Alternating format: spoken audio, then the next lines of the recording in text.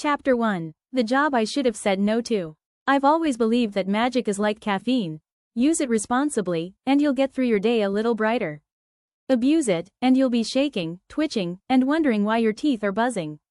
It was 11:47 p.m. and I was halfway through my second espresso of the night when Brutus, my bulldog familiar, lifted his head from his cushioned bed by the window and gave me that look. The one that said, "Human, there's trouble." "You'd better not mean trouble like we're out of biscuits," I muttered, closing the book in front of me. Brutus snorted, a low rumbling sound, then slid off the bed with all the grace of a tired potato. His nails clicked on the floor as he waddled over to the door, where the neon sign from the cafe across the street painted him in flashing pink light. I sighed. "You know it's raining out there, right?" Another snort. His tail wagged once. This was his version of a royal summons. I live in an apartment above Witchcraft and Latte, my not quite legal coffee shop and spell consultancy. It's the kind of place where you can get a cinnamon oat milk latte and a protection charm for your cheating boyfriend, all in the same visit. I like to think of it as modern convenience with an occult twist. The knock came before I could reach for my raincoat. Sharp, hurried, and definitely not the kind of knock that comes with good news. Brutus sat beside the door, his wrinkled face solemn. "All right, I'm opening it," I said, more to him than whoever was on the other side. The woman standing there looked like she'd just walked out of a high-end funeral. All black silk and dark red lipstick, her hair in a perfect twist despite the drizzle outside. In her hands, she clutched a leather satchel like it contained either priceless jewels or a very small, very dangerous creature. "Are you Cala Voss?" she asked. "That depends," I said. "If you're here to sell me religion, I'm not home." Her lips twitched, maybe a smile, maybe a warning. "I need your help. Someone has stolen something from me. Something dangerous. I can pay." Those last 3 words always make my ears perk up. "What kind of dangerous?" I asked. She glanced at Brutus, who stared back at her with all the enthusiasm of a stone statue. Then she leaned closer. "The kind of dangerous that deals in dark magic." She stepped into my apartment without waiting for an invitation, which told me 2 things right away. 1. She wasn't a vampire. And 2. She had enough confidence to fill a skyscraper. Brutus gave her a slow once-over, then flopped back onto his bed with an exaggerated sigh. His loyalties were clear. Unless she arrived carrying roast chicken, she didn't matter. The woman set the satchel down on my coffee table with a gentle thunk, like she was trying to place it on a sleeping dragon without waking it. The air around it shimmered faintly. Protective wards, layered like invisible chains. "I'm Cala Voss," I said, crossing my arms. "This is Brutus. He's my partner, though you might not notice unless you're holding a stake." "Delighted," she said, though the tone suggested she'd never been delighted in her life. "My name is Sabine Leroux. What was taken from me is complicated and dangerous if handled improperly." I glanced at the satchel. "And that's the safe version?" "Yes," she said. "The piece that's missing was part of a matched set. Kept together, they're stable. Separated." She let the thought hang in the air. Brutus lifted his head and grumbled. "I've worked with him long enough to recognize the difference between feed me and there's magic nearby I don't like." This was the latter. "What's in it?" I asked. Sabine hesitated. "A moonstone. But not just any moonstone.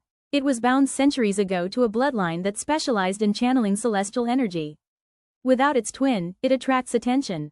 "Attention from who?" Her gaze flicked to the rain-smeared window. "The kind of people who don't knock before coming in." I hated that answer. "Okay," I said, "let's talk logistics. You want me to find the missing half, keep you alive, and make sure it doesn't end up in the wrong hands. How much trouble are we talking here? Scale of 1 to my building explodes?" Sabine's red lips curved. "More like your city explodes." From his bed, Brutus gave a single bark. Short, sharp, and annoyed. I didn't need magical telepathy to know what he was thinking. This is why we can't have nice things. Chapter 2. Where magic hides after midnight. Rain in the city always smells like wet asphalt, exhaust, and regret. By the time we left my apartment, Sabine had convinced me that staying put was a bad idea. The wards on my building were decent, but they weren't built to keep out someone wielding dark magic and a grudge. Brutus trotted beside me, his stubby legs working double time to keep up, rain beating off his waterproof harness. I'd bought it online after he refused to leave the house during last year's storms. The reflective strips made him look like a very judgmental traffic cone. Our first stop was the Gutter Light, a speakeasy wedged between a pawn shop and a bakery that specialized in pastries filled with illegal herbs. No sign on the door, just a strip of phosphorescent paint and a smell like burnt sugar and ozone.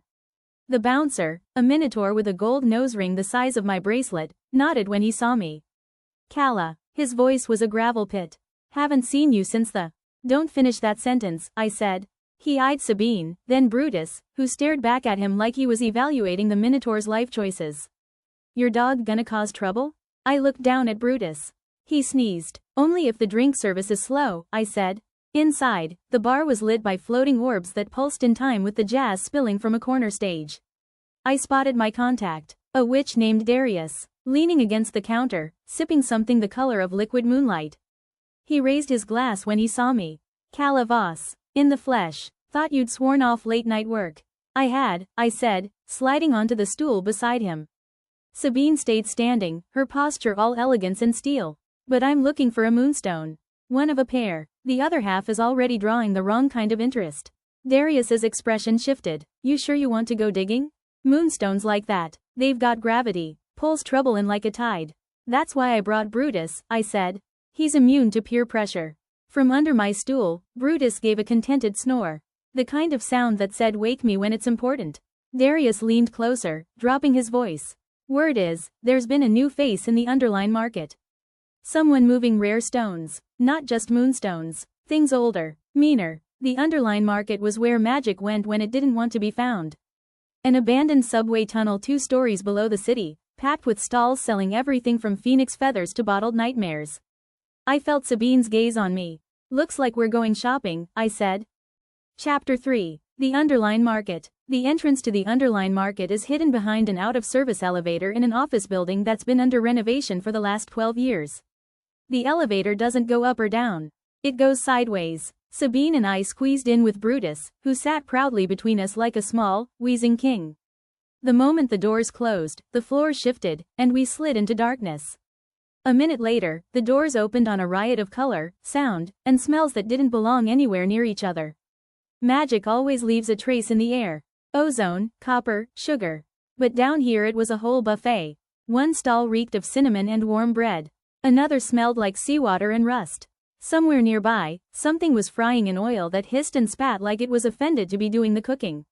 Brutus took a slow sniff, then flopped his tongue out in approval. I'd learned that was Bulldog for this place is weird, but I like it. Sabine's eyes swept the market like a hawk's. Who would sell something like my moonstone here? Anyone who likes making money and enemies in equal measure, I said. We moved past a stand selling enchanted vinyl records that played songs from the listener's dreams, then a booth lined with glass jars, each one containing a tiny, glowing fish that swam lazily in midair. At the third row, I spotted someone worth talking to. Margot Bell, a dwarf whose stall specialized in gemstones both mundane and dangerous. She was polishing a chunk of obsidian the size of a loaf of bread when she saw me. Well, Margot said, her voice like crushed gravel. If it isn't Calla Voss. Thought you'd stopped slumming it down here. Missed the perfume, I said. We're looking for a moonstone. Rare, bound, probably stolen. Margot's polishing cloth stilled. And you think I'd have something like that? I think you'd know who does. She glanced at Sabine, then at Brutus, who had, in true Brutus fashion, laid down in the middle of the aisle like he was daring anyone to try stepping over him. A passing goblin merchant took one look and went the long way around. Margot leaned in. Word is, your rock showed up 2 nights ago in the hands of a smuggler named Trask. He's got a booth near the far tunnel. But Calla, her voice dropped. Trask doesn't sell to witches. He sells to collectors. The kind who think dark magic is just another spice for their stew. Sabine's jaw tightened. Then we'll make him sell to us. I gave Brutus a nudge with my foot. Come on, partner. Time to look intimidating. Brutus didn't move right away. He gave me a slow blink, then rose to his feet with the reluctant dignity of a monarch agreeing to attend a peasant wedding. Trask's booth was tucked at the very edge of the market, where the tunnel curved and the light dimmed enough to hide things you didn't want customers asking questions about. The man himself sat behind a glass counter, his sharp suit at odds with the grime-streaked bricks around him. He had the kind of smile that made you think of knives. Not because it was sharp, but because it was designed to cut you without you realizing you were bleeding. Calla Voss, Trask said as if tasting the name. Thought you were too respectable to come crawling to me. That's funny, I said, stepping closer. I thought you were too respectable to steal from your suppliers. His smile didn't falter, but his eyes cooled. What is it you think I have? A moonstone, Sabine said. Her voice was velvet over steel. Bound. Stolen. I want it back. Trask chuckled, low and slow. Even if I had it, what makes you think I'd sell it to you? I opened my mouth, but Brutus beat me to it. He didn't bark. He didn't growl. He just walked forward, planted himself in front of the counter, and stared. It wasn't the bored, droopy-eyed look Brutus usually wore. This was the flat, unblinking glare of a creature who had once watched a raccoon try to steal his dinner and had vowed vengeance ever since. His chest expanded as he breathed. Slow, deliberate, and in the quiet, you could hear the faint wheeze of his breath.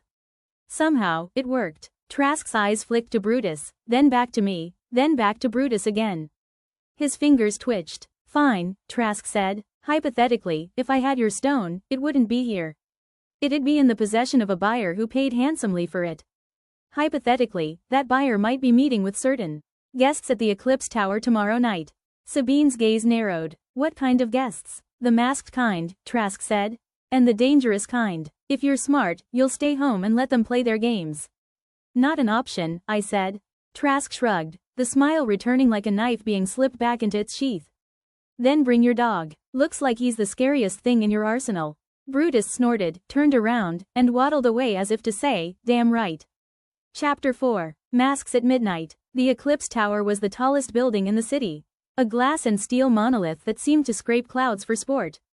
From street level, it looked sterile, corporate, and entirely unmagical.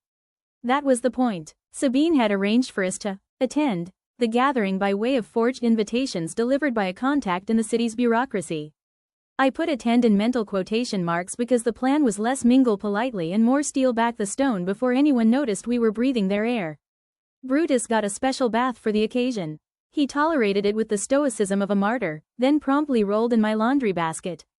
I decided it was close enough. The lobby was all polished marble and echoing space, the kind of place where your footsteps felt too loud. We took the elevator to the 49th floor, where the private ballroom occupied the entire level. Inside, it was all masks and whispers. Guests in elaborate costumes, faces hidden behind lacquered visages shaped like animals, angels, and demons. The air shimmered faintly with wards that prickled against my skin. A server glided past with a silver tray of champagne flutes. I took one for show. Brutus trotted beside me, his reflective harness swapped for a black silk vest I'd had made for him last year. He looked dignified, in a bulldog way. Sabine's eyes scanned the room like a radar. Over there, she murmured. Near the far wall, a tall figure in a wolf mask stood beside a glass display case. Inside, on a bed of dark velvet, sat the moonstone. Pale as frozen light, pulsing faintly as though it had a heartbeat. I started toward it, keeping my pace casual, but the air suddenly shifted. Cold slid over my skin like a drop of ice water. Across the room, a masked guest raised their head, and I felt it. The oily, crawling sensation of dark magic being woven. A small ripple passed through the crowd. Guests stepped back without even realizing they were moving, like reeds bending away from an unseen current. Brutus's head snapped toward the source. His ears twitched, then he gave a low, steady growl. Not the cute, feed me, kind, but the warning he only used when something truly dangerous was near. Sabine's hand brushed my arm. That's not just a buyer, she whispered. That's a caster. And as the figure in the wolf mask turned fully toward us, I caught the gleam of their eyes through the slits. Eyes like two fragments of a dead star. The first surge of dark magic hit like a change in air pressure. A silent pop in my ears, a prickling across my skin. Conversations in the ballroom faltered. The string quartet's melody stuttered, as though the musicians felt it too. The figure in the wolf mask lifted one hand, fingers curling in a slow, deliberate motion. Shadows in the corners of the room lengthened unnaturally, stretching toward us like smoke caught in a reversed breeze. Don't engage, Sabine murmured. That advice is about 2 seconds too late, I said. The shadows reached Brutus first. He didn't flinch. He charged. And by charged, I mean the bulldog equivalent. A determined, short-legged waddle with all the unstoppable force of a rolling boulder. He slammed into the tendrils of shadow, and to my surprise, they recoiled like they'd touched something scalding. The caster's head snapped toward him. I caught the barest flicker of surprise, and maybe annoyance, before the shadows surged again, this time sweeping toward the display case. I pushed past a pair of startled guests and reached the moonstone just as the glass cracked from the inside. Power radiated from it in quick, breathless pulses like a heart about to go into overdrive. Sabine appeared at my side, her hand already weaving a containment sigil in the air. "Grab it," she hissed. I did, and immediately regretted it. The stone was cold, not the surface-level chill of something from the freezer, but the kind that felt like it was seeping into my bones, rearranging my blood into frost. Behind us, Brutus barked. Sharp, warning, commanding. I looked over my shoulder to see him standing between us and the wolf-masked caster, his little body braced like he was holding up the whole damn building. The caster tilted their head. And then they removed their mask. It wasn't a face beneath. Not exactly. Just a shifting void, like looking into a pit full of stars and ash. My stomach lurched. Sabine's containment sigil flared bright gold, and for a heartbeat, the dark magic stuttered. "Go," she shouted. We went. Through the crowd, into the hallway, toward the elevators. Brutus sprinting ahead in his determined shuffle, the moonstone a block of ice in my grip, and the sound of the caster's magic chasing us like a storm about to break. The elevator was 30 feet away when the hallway lights began to flicker. Not the casual, faulty wiring kind of flicker. This was deliberate, the kind of strobe effect that makes the world feel like it's skipping frames. "Not good," I muttered, tightening my grip on the moonstone. The cold in my hand deepened, creeping into my wrist, up my arm. I could feel the pull. Not toward me, but through me, as if the stone wanted to leap into someone else's hands. Someone standing behind us. Sabine caught my glance. "They're trying to recall it," she said. "Through the bond between the stones." Meaning the closer we are to the twin, the harder it'll be to hold on. A rush of air swept past us, though there was no wind. Just the caster's magic, rushing forward like invisible surf. The carpeted floor darkened where it touched, spreading in ink like blooms toward our feet. Brutus growled, a deep rumble that vibrated in my shins, and then he ran straight at it. "Brutus," I called, but he didn't slow. He launched himself in the general direction of the caster's magic, which, in Bulldog terms, meant a short, awkward leap that still somehow landed with all his weight in exactly the wrong place for the enemy. The shadows buckled under him. I don't know if it was his physical impact, his familiar bond with me, or just the sheer audacity of a lazy bulldog body slamming dark magic, but the tendrils faltered. The pull on the moonstone loosened. Sabine didn't waste the opening. She yanked me forward, and together we dove into the elevator. The doors slid shut just as a spear of shadow struck the metal with a hollow clang. Inside the elevator, Brutus sat on the floor, panting heavily, tongue-lolling. His expression was pure bulldog smugness. I crouched and ruffled his ears. "You're insane, you know that?" He sneezed in my face. As the elevator descended, the moonstone pulsed again. Slower this time, almost like a warning. Sabine's eyes were on it. "They're not just after the stone because it's powerful," she said quietly. "They're after it because together, the pair can open something. Something that was never meant to be opened." I swallowed. How bad? Her answer was a single word. Cataclysmic. Chapter 5. Doors that should stay closed. We didn't go back to my apartment. Too obvious, too easy to hex. Instead, we ducked into an all-night tea house called the Gilded Kettle, a cramped little place wedged between two shuttered bookstores. The air smelled of bergamot, old wood, and just a touch of enchantment. Enough to keep out unwanted eavesdroppers. The owner, an elderly witch named Annis, gave me a knowing look when we came in. "Rough night, Calla?" "You could say that," I said, sliding into a corner booth. Sabine set the moonstone on the table between us. Even in the dim light, it glowed faintly, casting pale shadows across the wood. Brutus climbed into the booth beside me, his chin on my thigh, as if keeping one paw on the problem might make it behave. "You said the stones opened something," I prompted Sabine. "What exactly?" Her eyes flicked toward the door, even though no one else was in the shop. "Centuries ago, a sect of witches bound celestial energy into these stones. Together, they act as a key. Not to a place in our world, but to a plane that runs alongside it. They called it the Threshold." I frowned. "Never heard of it." "You wouldn't have," she said. "It's not in the common grimoires. The Threshold isn't just a different place. It's a convergence point. Every ley line, every magical current, every piece of raw power threads through it. Anyone who steps inside could reshape the world. Or tear it apart." "Guessing your family thought door duty was a good idea," I said dryly. She didn't smile. "We didn't guard the door. We locked it. And we buried the key in 2 pieces, bound to our bloodline so no outsider could wield it." I gestured at the moonstone.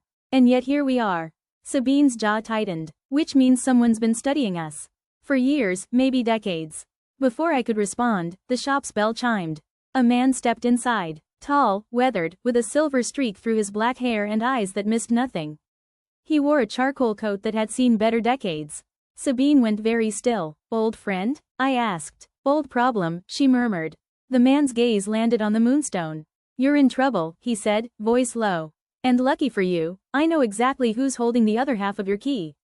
Sabine didn't move. Her stillness was almost sharp, like she'd turned herself into glass and dared anyone to try and break her. The man's eyes lingered on her for a beat longer than was comfortable before flicking to me.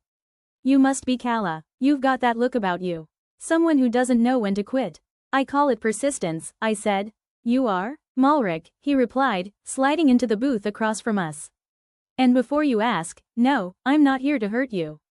But I am here because the person holding your other moonstone is someone you don't want to meet unprepared.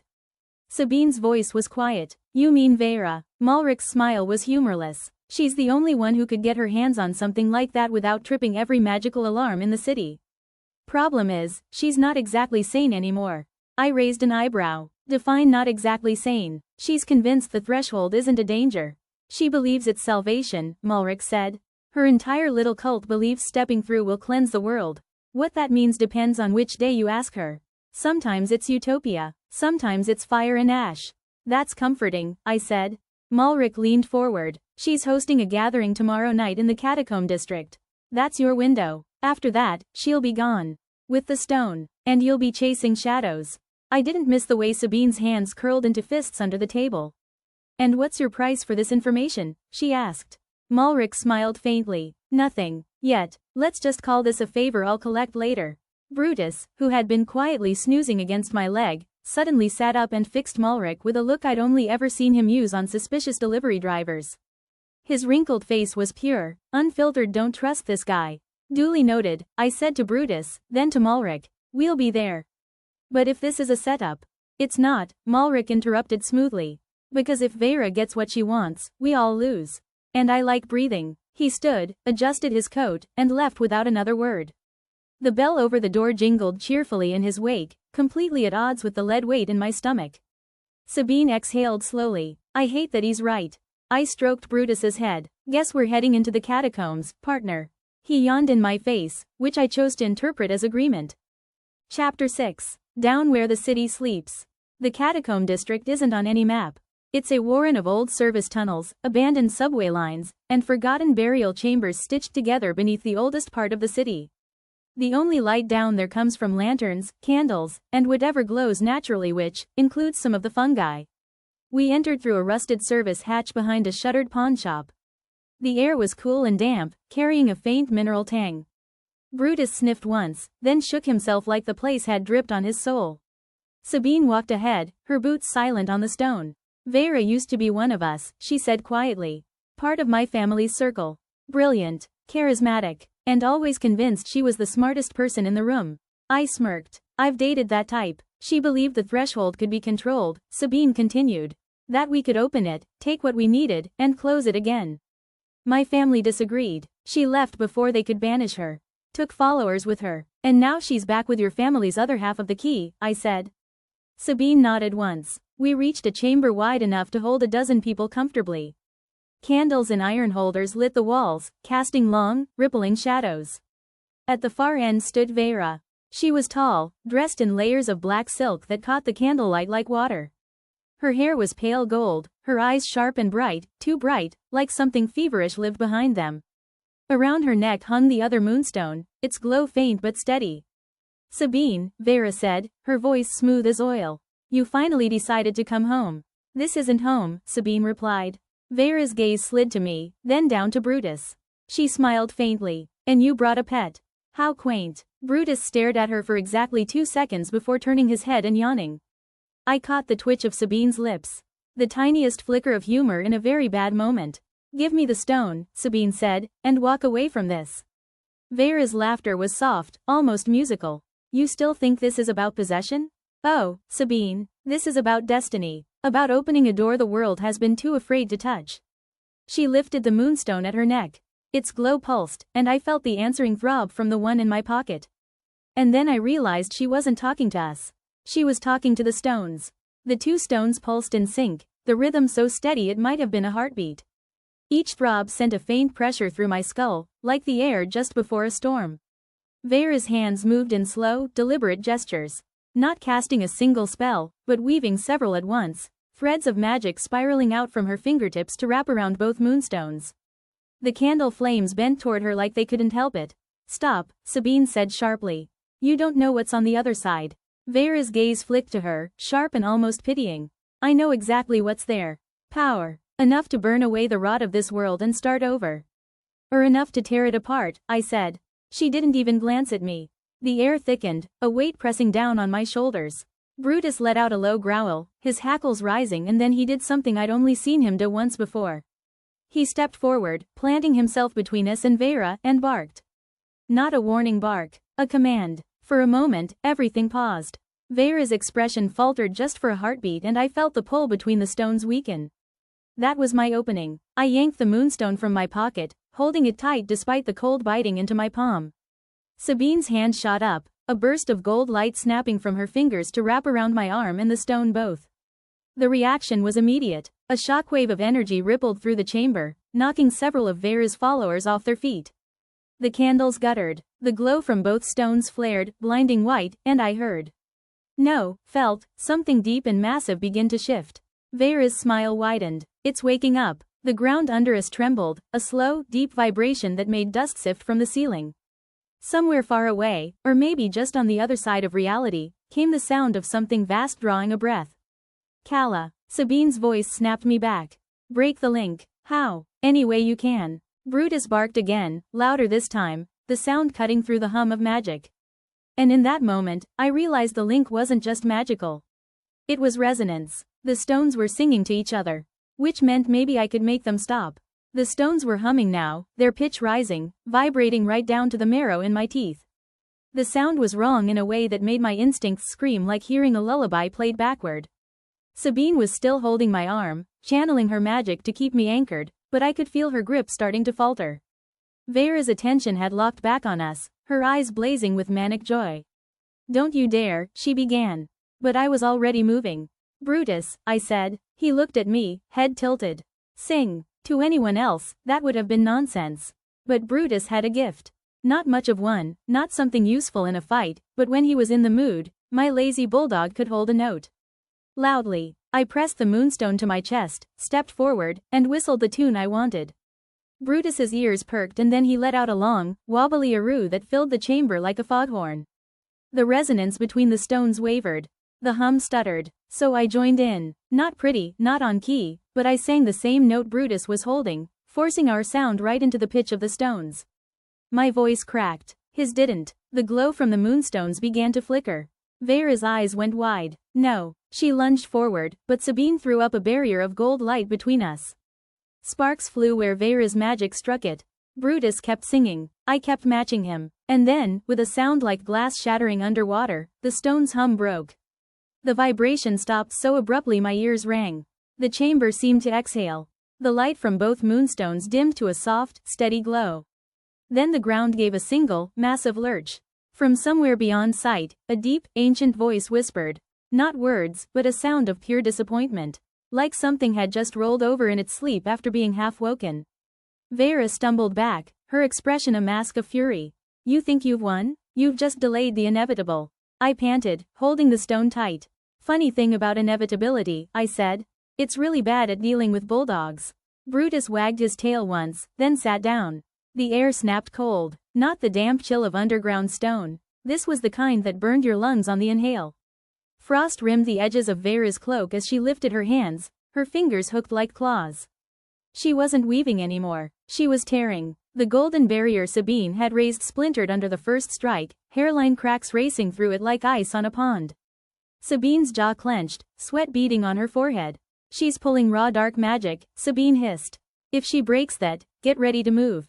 The barrier shattered. Vera was already through. She hit me hard, one hand clamping around my wrist, the other reaching for the moonstone. Her nails, no, claws, bit into my skin, cold radiating up my arm. "You don't deserve this power," she snarled. "I'm not the one trying to break reality open like a piñata," I shot back, twisting to wrench free. Brutus launched himself at her. Not graceful, not fast, but all bulldog weight and stubbornness. He caught her leg, teeth sinking into the heavy fabric of her trousers. Vera let out a sharp, surprised cry and kicked, but Brutus didn't let go. The moonstone in my hand flared. Not blindingly, not violently. Just steady and warm, like it knew what was at stake. I shoved my free hand between us, pressing my palm against her chest.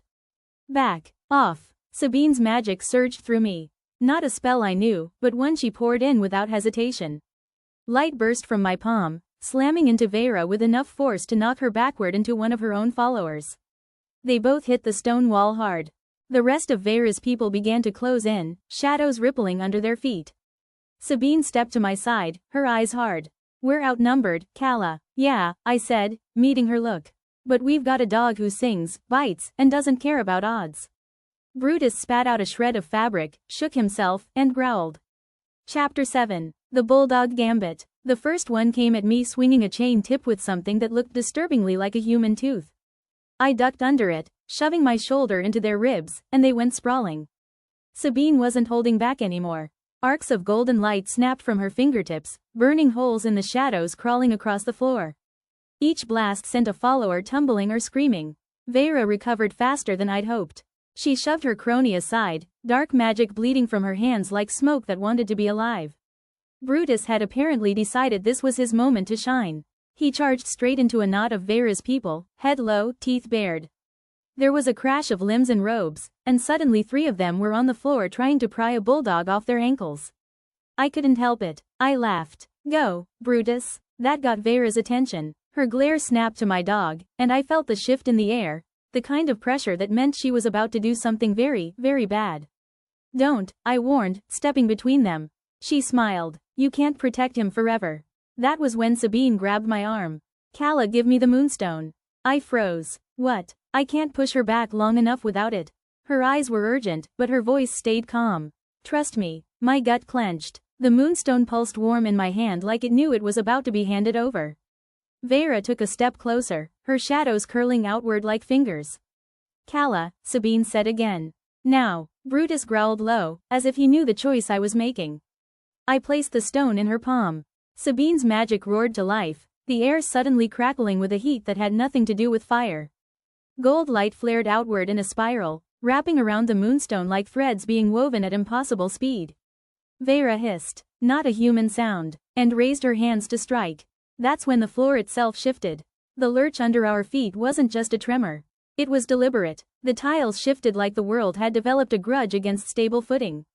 One cracked clean down the middle, sending a jagged ripple across the chamber floor. Vera's spell shot wide, slamming into the far wall and blasting a chunk of rock into dust. She caught herself with inhuman grace, glaring at the ground as if it had betrayed her. Sabine held the moonstone high. The golden threads she'd woven around it had fused into a lattice of light, each strand pulsing in time with the stone's inner glow. And then I heard a voice. I swear I didn't imagine it. It wasn't in the air. It was inside my skull. Return to balance. It wasn't demanding. It was simply inevitable. The stones under my feet rippled again, only this time the movement was guiding us. Drawing Sabine and me toward the center of the chamber where a massive circular pattern was emerging from the dust, like the floor had been hiding it for centuries. Vera realized what was happening at the same time I did. She lunged forward, teeth bared, eyes gone entirely black. Brutus intercepted her like a furry cannonball, smashing into her knees. She stumbled, snarling, but didn't fall. My bulldog held on anyway, growling like he'd been personally offended by her existence. Sabine reached the center of the circle, and I skidded in beside her. The pattern beneath us began to glow. Not gold, not silver, but a deep, cool blue that seemed to seep into the air itself. The moonstone flared. Vera shrieked something in a language my brain refused to hold onto, shadows boiling outward from her like a second skin. The chamber darkened. I braced myself. Whatever the stone was about to do, it felt big.